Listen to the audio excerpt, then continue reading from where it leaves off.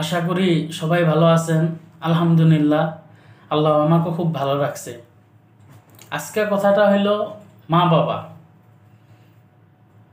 যে মা যদি ঘরে না থাকে না, ঘরের ভেতরের শোভাটা কেন জানি ভাল লাগে না। কারণ মা হচ্ছে ঘরের ভিতরের আলো। টোটালি ভাল লাগে না মা ঘরে না থাকলে। আর বাবা হচ্ছে তোমার ঘরের বাইরের যোনটা সার্কল, যোনটা জন, ওইটা হচ্ছে বাবা। তো তোমার বাবা না থাকলে তুমি বুঝবা যে কে আপন কে পর, কে তোমার বন্ধু, কে তোমার আপন বন্ধু, কে তোমার পর বন্ধু। বাবা না থাকলেই বুঝবা। সাপোজ আপনার বাবা আছে, তো আপনি সব কিছু করতে পারবেন, সব কিছু। যদি বাবা থাকা অবস্থায় আপনি কারবার কিছু কথাও কোন, হ্যাঁ, কিন্তু কথাটা মানে রিপ্লে আপনার করবো না। কারণ জানে এর ব্যাকগ্রাউন্ডে একটা গাছ আছে, এই গাছটা হচ্ছে এর বাবা। কিন্তু আর বাবা না থাকে, তো তখন কি হয়ে যায়, আপনার কেউ কোনো কথা বা ধরেন কোনো আপনার কিবা খারাপ চিন্তা করবো না, একদম কুইক মতনে একদম আপনাকে প্রটেস্ট করবো। আর ফ্রেন্ড সার্কেল হচ্ছে একটা খারাপ পদ্ধতি। কেমন করে কইলাম, আমি আমাকে নিজে দিয়ে আমি বুঝাচ্ছি। আমার মোটামুটি আমার ফ্রেন্ড সার্কেল আমি বলতেই পারবো না আমার ফ্রেন্ড সার্কেল কত বড় আছে, আমি নিজে বলতে পারবো না। কিন্তু আমার অনেক বড় ফ্রেন্ড সার্কেল আছে। কি হয়েছে, যখন আমার বাবা এক্সপায়ার হয়েছে, ওখান থেকে কিরকম সবাই বিচ্ছেদ হয়ে গেছে। সবাই যতটুকু বন্ধু বান্ধব আছে সবাই ছাড়িয়ে গেছে। আমি বুঝতে পারি না। এখন আগান নাখান ফোন করলে কেউ ফোন রিসিভ করে না, ইগনোর করে, দেখলেও কেউ ওরকম রাও সব কিছু করে না। এটা আমি এখন বুঝতেছি, আগে বুঝি নাই।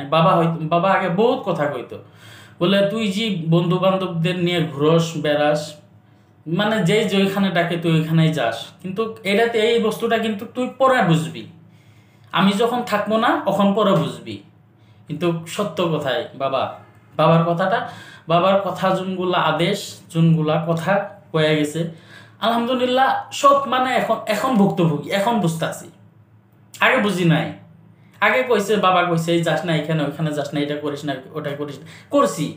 কারণ মনের মধ্যে সাহস আছে, বাবা আছে, কি হবো, কিচ্ছু হবো না, বাবা আছে, বাবা সাপোর্ট দিব। আর হয় না। আর এখন কি হয়ে যায়, সব ফাঁকা। এখন আমি খুদ মানুষটা ঘরে থেকে মোটামুটি একটা রাতের জন্য কারো কোনো জায়গায় যে আমি থাকি নাই। কিন্তু বাবা না থাকার পর থেকে এখন মোটামুটি কর্মক্ষেত্রত আমি আমার ঘর থেকে 4 মাস হয় আমি বাইরে এসেছি।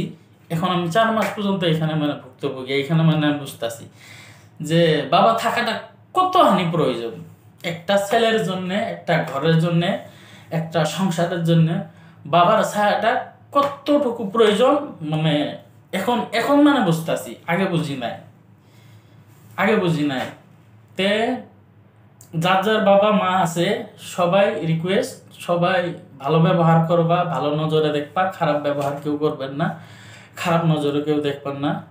আর আপনি আপনার বাবারে ভালো ব্যবহার, আপনার মারে ভালো ব্যবহার করেন, তবে আপনি ভালো ব্যবহার পাইবেন আপনার ছেলে মেয়ে সন্তান থেকে, নাইলে কিন্তু পারবা না।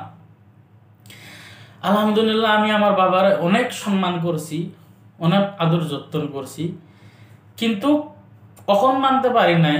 এখন নাই, এখন বুঝতেছি যে কি আসিল আর এখন কি হারায় গেছে। এখন বুঝতেছি দুনিয়া বাড়ির খেলা, নীতি নিয়ম, কে আপন কে পর এখন বোঝা যায়। না থাকলে বোঝা যায়, থাকলে বোঝা যায় না, বুঝছেন? তো আশা করি কেউ হয়তো খারাপ পাবেন এই ভিডিওটার পরে আমার নিয়ে মন্তব্য করবেন, আশা করি কেউ খারাপ পাবেন না। আমার মনের কিছু একটা কথা ধারণা আমি যা শেয়ার করলাম।